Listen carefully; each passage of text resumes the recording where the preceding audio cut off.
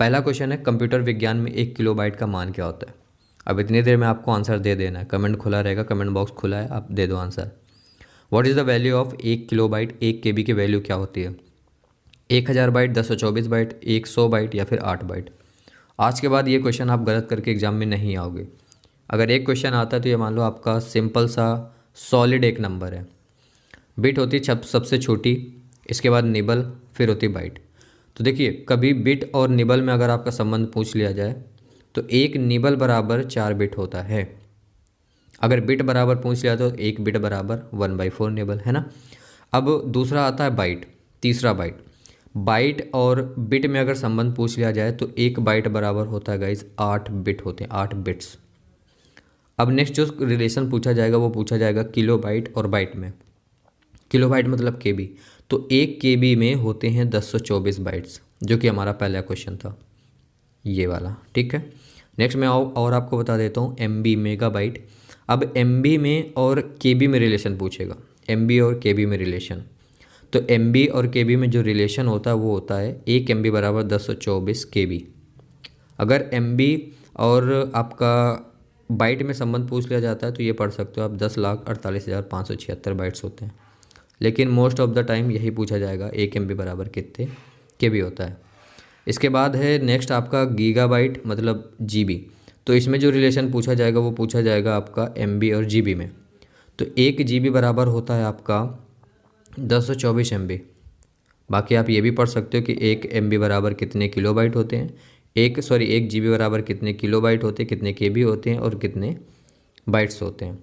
इसके बाद जो आता है वो आता है टेराबाइट, इसके बाद आता है पेटाबाइट, इसके बाद आता है एक्साबाइट, इसके बाद जेटाबाइट और इसके बाद लास्ट है जो आपका है वो योटाबाइट, है ना। इतनी सारी चीज़ें आप पढ़ने की ज़रूरत नहीं है। एयरफोर्स में या फिर नेवी में जो क्वेश्चन आ सकता है मैक्सिमम आपका GB तक क्वेश्चन पूछा जा सकता है। तो आज के बाद आई थिंक आप इसको गलत नहीं करोगे, ठीक है। चलो ये PDF मैं टेलीग्राम पे सेंड कर दूंगा ताकि आप अच्छे से तैयार कर लेना। ये जो बिट बाइट निबल की PDF है इसको मैं टेलीग्राम पे सेंड कर दूँगा इस वीडियो के तुरंत बाद। तो टेलीग्राम की लिंक डिस्क्रिप्शन पे सभी लोग जाके ज्वाइन कर लेना है, PDF आपको वहाँ मिल जाएगी। चलो नेक्स्ट क्वेश्चन अटेंड करते हैं। सबसे पहले इसका राइट आंसर लिख देते हैं, क्या था 1024 बाइट। 1 किलोबाइट बराबर 1024 बाइट। तो भाई वो प्रैक्टिस सेट्स लगाना स्टार्ट कर दो। ऑफलाइन प्रैक्टिस सेट्स मत खरीदना क्योंकि ऑनलाइन में ज़्यादा बेहतर रहता है। सो परीक्षा ऐप पे ऑनलाइन टेस्ट हैं आपके नेवी हमारे के लिए 20 हिंदी और इंग्लिश दोनों लैंग्वेज में है। डबल SSR के लिए भी 20 मॉक टेस्ट अवेलेबल हैं। सो डिस्क्रिप्शन पे आपको परीक्षा ऐप की लिंक मिल जाएगी, डाउनलोड कर लो, नंबर डाल के स्टार्ट करके यहाँ पे आ जाना, डिफेंस सेक्शन सेलेक्ट करना और टेस्ट वाले ऑप्शन पे क्लिक करना। तो यहाँ पे आपको MR और डबल SSR के लिए टेस्ट मिल जाएंगी। इनको परचेज़ करने के लिए 100 पे क्लिक करना। 100 पे क्लिक करोगे तो मिनिमम 299 पे करने के लिए बोलेगा। अनलॉक कोर्स पे क्लिक करना। यहाँ पे 2 ऑप्शन आ रहे हैं, ऊपर वाले ऑप्शन पे क्लिक करना, एक कोड का ऑप्शन आ रहा है, इसको यहाँ पे एक कोड डाल देना। चाहो तो आप डायरेक्टली 299 पे करके ये टेस्ट ले सकते हो या फिर ये कोड है इंडियन में 50 डाल के अप्लाई करना। तो सीधा सीधा आपको 150 रुपये का डिस्काउंट मतलब 50% डिस्काउंट मिल जाएगा। मात्र 149 रुपये में टेस्ट सीरीज आपको मिल जाएगी। सो परीक्षा के लिंक और कोड दोनों आपको डिस्क्रिप्शन में मिल जाएंगे। क्वेश्चन नंबर 27 है, निम्नलिखित में से किसे CRPF का महानिदेशक नियुक्त किया गया? तो हाल ही में जो भी CRPF का महानिदेशक नियुक्त किया गया उसका नाम आपको बताना है और वो है आपके श्री AP महेश्वरी। अब इसको आप डायरेक्ट मत रट लीजिए AP महेश्वरी, भूल जाओगे। पहले आप ये देखो कि AP का फुल फॉर्म क्या होता है। आनंद प्रकाश महेश्वरी। ये आपके एक IPS ऑफिसर हैं जिन्हें 13 जनवरी 2020 को CRPF का DG डायरेक्टर जनरल या फिर जिसे कहें महानिदेशक नियुक्त किया गया है। थोड़ी सी जानकारी रखिए तभी आपको क्वेश्चन याद रहेंगे, ठीक है। अब बात आती है अगर CRPF की, तो CRPF से भी क्वेश्चन पूछे जाते हैं। जैसे CRPF का फुल फॉर्म पूछा जाता है central reserve police force, Hindi में केंद्रीय रिजर्व पुलिस बल। ये होता है CRPF का फुल फॉर्म। पूछा जाता है CRPF की स्थापना कब हुई थी? 27 जुलाई 1939 को। इसका मुख्यालय कहाँ पे? न्यू दिल्ली में। इतनी सारी चीज़ें आपको याद रखनी है। क्वेश्चन नंबर 28, हमारा जो राष्ट्रीय गीत है वो कौन सा है? सबसे पहले आपको ये पता होना चाहिए, वो है आपका वंदे मातरम। अब ये कहाँ से संकलित है? तो ये आपका आनंद मठ से संकलित है। ऑप्शन नंबर जो D है इसका राइट आंसर हो जाएगा। क्वेश्चन पूछ लिया जाता है हमारा राष्ट्रीय गीत के रचयिता कौन है? तो बंकिम चंद्र चट्टोपाध्याय द्वारा लिखित वंदे मातरम गीत भारत का ये राष्ट्रीय गीत है। इसकी भाषा पूछ ली जाती है, किस भाषा में लिखा गया है? तो ये आपकी संस्कृत बांग्ला मिश्रित भाषा में लिखे गए हैं, ठीक है। ये जो गीत है संस्कृत बांग्ला मिश्रित भाषा में। आई होप ये तीनों क्वेश्चन आपको क्लियर हो गए होंगे और इनसे रिलेटेड अगर एग्जाम में पूछा जाता है तो आप बता दोगे। इसमें जो मोस्ट इंपॉर्टेंट क्वेश्चन है वो 27 है, सीआरपीएफ के महानिदेशक एग्जाम में पूछा जा सकता है। चलो नेक्स्ट क्वेश्चन लेते हैं। क्वेश्चन नंबर 29, विश्व में सबसे विशाल मरुभूमि कौन सी है?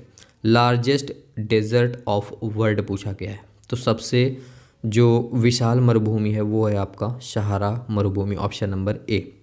देखिए ये जो रेगिस्तान है 90 लाख किलोमीटर स्क्वायर क्षेत्र में फैला हुआ है।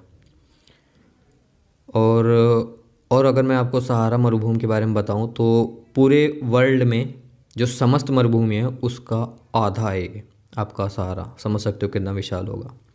क्वेश्चन नंबर 30 है, निम्नलिखित में से चित्रकला के क्षेत्रों में कौन प्रसिद्ध है? Which of the following is famous for painting. अब आपको नाम पढ़ने हैं। जब आपको ये पता होगा कि चित्रकला में कौन कौन से लोग फेमस हैं, प्रसिद्ध हैं, सभी के नाम पता होंगे तभी आप इसका जवाब दे पाओगे। डायरेक्ट रटने को मैं रटा दूंगा कि अमृता शेरगिल इसका राइट आंसर है, लेकिन एक बार थोड़ा सर्च करिए और सभी लोगों के नाम याद करिए, तभी जाके इस क्वेश्चन का आप जवाब दे पाओगे एग्जाम में। क्वेश्चन नंबर 31 है दिलवाड़ा मंदिर कहाँ पर स्थित है? बहुत बार ये क्वेश्चन पूछा गया है और बहुत इंपॉर्टेंट क्वेश्चन है और बहुत बार आपने पढ़ा भी होगा।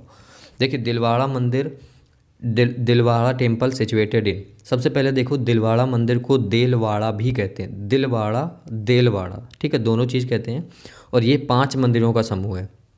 यह राजस्थान के सिरोही जिले के माउंट आबू नगर में स्थित है। ऑप्शन आपको दिख रहा होगा, ऑप्शन नंबर डी, मैं ये हटा देता हूँ, ऑप्शन नंबर डी देखिए, आबू पर्वत। तो दिलवाड़ा जो मंदिर है वो आपका कहाँ पर स्थित है? राजस्थान के सिरोही जिले के माउंट आबू पर्वत में। तो ऑप्शन नंबर जो डी है इसका राइट आंसर हो जाएगा, ठीक है। नेक्स्ट क्वेश्चन लेते हैं। क्वेश्चन नंबर 32 है, भारत के किस राज्य में स्त्री पुरुष अनुपात प्रति 1000 पुरुषों की तुलना में स्त्रियों की संख्या 1000 से अधिक है? पूछा गया है कि भारत के किस राज्य में स्त्री पुरुष अनुपात 1000 से अधिक है? Sex ratio is maximum in which state? तो इसका जो राइट आंसर मैं आपको डायरेक्ट बताऊं तो वो है ऑप्शन नंबर बी, केरल। अब अगर आपसे ये पूछ लिया जाए कि सबसे जो कम स्त्री पुरुष अनुपात है वो कहाँ पे है, तो वो है आपका हरियाणा में। दोनों आपको याद रखने हैं। सबसे कम लिंगानुपात वाला राज्य है हरियाणा, सबसे ज़्यादा लिंगानुपात वाला राज्य है केरल, ठीक है। आगे देखिए क्वेश्चन नंबर 33 है, भारत में 17वें लोकसभा के अध्यक्ष कौन है? Who is the speaker of the 17th Lok Sabha? तो वो है आपके ओम बिरला। ऑप्शन नंबर जो ए है इसका राइट आंसर हो जाएगा। बिल्कुल ये क्वेश्चन पूछा जा सकता है, इंपॉर्टेंट है। नेक्स्ट क्वेश्चन लेते हैं, क्वेश्चन नंबर 34 है, प्रिंटिंग प्रेस का आविष्कार किसने किया? Who invented printing press? देखिए प्रिंटिंग जो प्रेस है उसका जो आविष्कार किया था वो किया था आपके जॉन गुटेनबर्ग ने। गेटनबर्ग या गुटेनबर्ग जो भी आप बोलो, नाम याद रखना, जॉन गुटेनबर्ग ने। आप में से किसको पता है कि प्रिंटिंग प्रेस होता क्या है? लिखो कमेंट बॉक्स में प्रिंटिंग प्रेस होता क्या है अच्छे से। नहीं पता सर्च करो, आज जान लो कि प्रिंटिंग प्रेस होता क्या है और फिर कमेंट बॉक्स में लिखो ताकि बाकी लोगों को भी पता चले। नेक्स्ट क्वेश्चन है 35, राष्ट्रपति द्वारा, बहुत बढ़िया क्वेश्चन है, पूछा जाता है एयरफोर्स वायु ग्रुप में 100% ऐसे क्वेश्चन बनते हैं। राष्ट्रपति द्वारा राष्ट्रीय आपात स्थिति की घोषणा किए जाने के बाद किस अवधि तक उसका अनुमोदन संसद के प्रत्येक सदन द्वारा हो जाना चाहिए?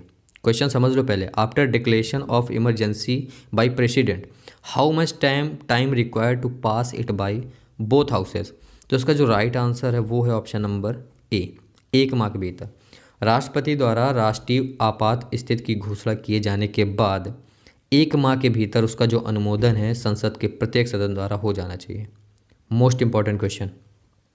नेक्स्ट क्वेश्चन लेते हैं, क्वेश्चन नंबर 36। ये भी बहुत सही क्वेश्चन है, 100% एग्जाम में आने के चांसेस है।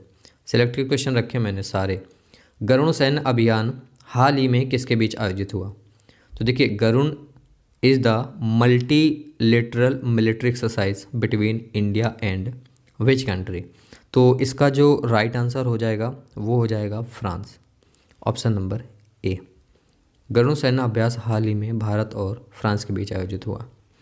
विंग्स ऑफ फायर पुस्तक के लेखक कौन है? Who is the writer of wings of fire? तो देखिए विंग्स ऑफ फायर ये आपकी आत्मकथा है। किसकी आत्मकथा है? APJ अब्दुल कलाम की। तो इसके जो लेखक हैं वो कौन है? APJ अब्दुल कलाम। आत्मकथा का मतलब जिसने खुद की बायोग्राफी लिखी हो उसको ऑटोबायोग्राफी कहते हैं। एक क्वेश्चन और पूछ लिया जाता है कि विंग्स ऑफ फायर के सह लेखक कौन है, तो वो हैं अरुण तिवारी। याद रखना, विंग्स ऑफ फायर पुस्तक के लेखक तो सभी को पता है, लेकिन सह लेखक अगर पूछ लिया जाता है एग्जाम में तो वो है अरुण तिवारी। ये इंपॉर्टेंट पॉइंट्स आप नोट करते जाइएगा तभी याद रहेंगे। 38 नंबर क्वेश्चन है, निम्नलिखित में से भारत में उन्नतिशील IRBM कौन सा है? उन्नतिशील IRBM, question number 38। Which one is advance version of IRBM of India? देखिए ये क्वेश्चन, सबसे पहले IRBM क्या होता है वो समझिए। IRBM का फुल फॉर्म होता है इंटरमीडिएट रेंज बैलिस्टिक मिसाइल। अब इसका फुल फॉर्म डायरेक्ट एग्जाम में पूछा गया है, IRBM का फुल फॉर्म क्या होता है? Intermediate range ballistic missile. अब उन्नतिशील जो एडवांस वर्जन IRBM है वो कौन सा है? पृथ्वी, आकाश, अग्निधनुष। अब ये क्वेश्चन मैं आपके लिए छोड़ रहा हूँ, क्वेश्चन नंबर 38। इसका जवाब आपको देना है कमेंट बॉक्स में। 38। 39 है, भारत के दक्षिणी छोर का क्या नाम है? Name of southern most point of India. दक्षिण छोर का जो नाम है गाइस वो है कन्याकुमारी अंतरीप। डायरेक्ट आप इसको याद कर लो, वरना इसके बारे में बहुत सारी जब चीज़ें पढ़ोगे तब याद रहेगा। तो दक्षिणी छोर का जो नाम है वो है कन्याकुमारी अंतरीप। नेक्स्ट क्वेश्चन लेते हैं 40 नंबर। भारतीय राष्ट्रीय सेना आज़ाद हिंद फौज ने द्वितीय विश्व युद्ध में किसके विरुद्ध युद्ध किया? बढ़िया क्वेश्चन है ना। Azad Hind army fought against which country in second world war? तो वो लड़ा था गाइस जापान के विरुद्ध। ऑप्शन नंबर जो बी है वो इसका राइट आंसर हो जाएगा। ठीक है। 41, अंतर्राष्ट्रीय वित्तीय निधि का मुख्यालय कहाँ स्थित है? अंतर्राष्ट्रीय वित्तीय निधि, जिसे इंग्लिश में बोलते हैं इंटरनेशनल मॉनेटरी फंड, इसका शॉर्ट फॉर्म एग्जाम में आता है कि IMF का फुल फॉर्म क्या होता है? तो IMF का फुल फॉर्म होता है इंटरनेशनल मॉनेटरी फंड। अब इसका हेड क्वार्टर पूछा गया है, तो इसका जो हेड क्वार्टर है गाइस वो है आपका वॉशिंगटन DC। ऑप्शन नंबर जो सी है इसका राइट आंसर हो जाएगा। वॉशिंगटन DC यूनाइटेड स्टेट्स में है आपका IMF का हेड क्वार्टर। 42 नंबर, संविधान सभा के स्थायी अध्यक्ष कौन थे? अच्छा, आपके मन में किसी के मन में सवाल आया कि SSR के सिलेबस में तो पॉलिटी या फिर कॉन्स्टिट्यूशन तो है नहीं, फिर ये संविधान से रिलेटेड क्वेश्चन क्यों आ रहे हैं? देखो, ऑफिशियल सिलेबस पे तो नहीं है, लेकिन हर बैच में हर शिफ्ट में एक दो क्वेश्चन आपको ज़रूर देखने को मिलेंगे पॉलिटी से रिलेटेड, इसीलिए मैं आपको करवा रहा हूँ। संविधान सभा के स्थायी अध्यक्ष कौन थे? एयरफोर्स वायु ग्रुप में, नेवी में भी पूछा गया है। Permanent president of constituent assembly. So संविधान सभा के जो पहले स्थायी, देखो दोनों क्वेश्चन पूछे जाते हैं स्थायी और अस्थायी। सो स्थायी अध्यक्ष कौन थे? डॉक्टर राजेंद्र प्रसाद। और अगर पूछ लिया जाए अस्थायी अध्यक्ष कौन थे तो वो थे सच्चिदानंद सिन्हा। से दोनों क्वेश्चन आप याद रखना।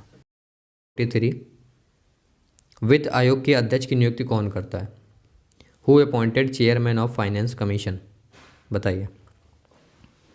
राइट आंसर हो जाएगा ऑप्शन नंबर ए, राष्ट्रपति।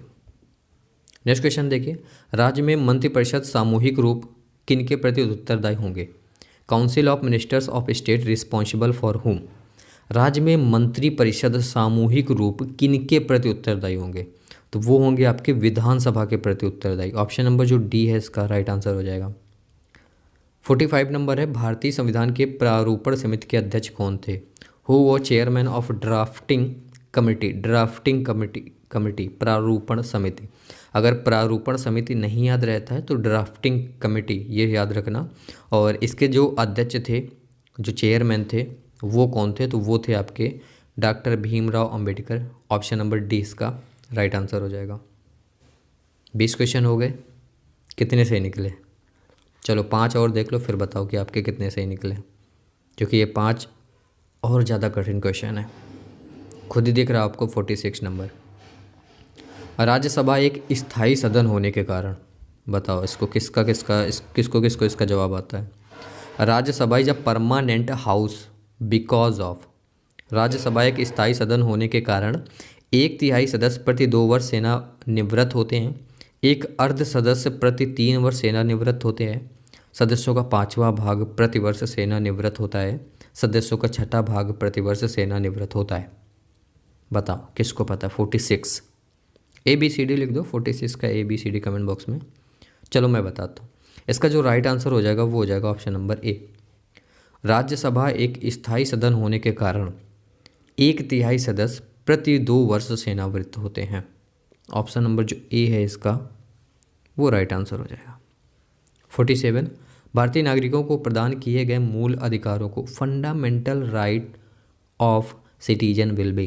47 नंबर है कि भारतीय नागरिकों को प्रदान किए गए मूल अधिकारों को निलंबित नहीं किया जा सकता, निलंबित किया जा सकता है, किसी भी परिस्थिति में निलंबित नहीं किया जा सकता या फिर उपयुक्त में कोई नहीं। तो देखो इसका राइट आंसर हो जाएगा ऑप्शन नंबर बी, निलंबित किया जा सकता है। थोड़ा सा मैं इस क्वेश्चन में कंफ्यूज हूँ। 47 जिसको भी पता हो इसका आंसर बताना करेक्ट, कि भारतीय नागरिकों को जो प्रदान किए गए मूल अधिकार हैं क्या उनको निलंबित किया जा सकता है किसी भी परिस्थिति में, या निलंबित नहीं किया जा सकता है। मुझे जो लग रहा है ऑप्शन नंबर बी, तो वो मैंने आपको बता दिया, बट फिर भी मैं बोलूँ थोड़ा सा डाउट है तो चेक कर लेना। नेक्स्ट क्वेश्चन लेते हैं, क्वेश्चन नंबर 48। संसद के दोनों सदनों के संयुक्त अधिवेशन को कौन बुलाता है? तो देखो, who assemble both of houses of parliament. सभी को आंसर पता चल गया होगा, राष्ट्रपति। संसद के दोनों सदनों के संयुक्त अधिवेशन को राष्ट्रपति बुलाता है। जो काकोरी डकैती घटना के नायक कौन है? Who was the hero of Kakori accident. तो काकोरी डकैती घटना के जो नायक हैं वो हैं आपके राम प्रसाद बिस्मिल। ऑप्शन नंबर ए इसका सही जवाब है। निम्नलिखित में से कौन सा देश संयुक्त राष्ट्र सुरक्षा परिषद का स्थायी सदस्य है? लास्ट क्वेश्चन इस सेट का, जीके का सेट का, और क्वेश्चन है कि कौन सा देश संयुक्त राष्ट्र सुरक्षा परिषद का स्थायी सदस्य है? Who is the permanent member of NSC national security council. बहुत बार क्वेश्चन पूछा गया, फुल फॉर्म ऐसे ही पूछे जाते हैं, बंद हो गया वो सिंपल से फुल फॉर्म पूछना। नेशनल सिक्योरिटी काउंसिल, NSC का फुल फॉर्म है ये, नेशनल सिक्योरिटी काउंसिल। तो इसके जो परमानेंट मेंबर है उसका नाम आपको बताना है। स्विट्जरलैंड, चीन, जापान और यूक्रेन। तो इसका जो राइट आंसर हो जाएगा वो हो जाएगा ऑप्शन नंबर बी। देखो, NSC नेशनल सिक्योरिटी काउंसिल के 5 सदस्य देश हैं, China, France, Russia, United State and United Kingdom. Note कर लो अभी, NSC नेशनल सिक्योरिटी काउंसिल में 5 सदस्य हैं, China, France, Russia, United state, United kingdom. 10 आपके नॉन परमानेंट सदस्य भी हैं, लेकिन उनके नाम आपको जानने की ज़रूरत नहीं है। सिर्फ आप इतना जानो कि परमानेंट मेंबर कौन कौन से हैं। जब 5 के नाम पता होंगे तभी आप राइट आंसर दे पाओगे।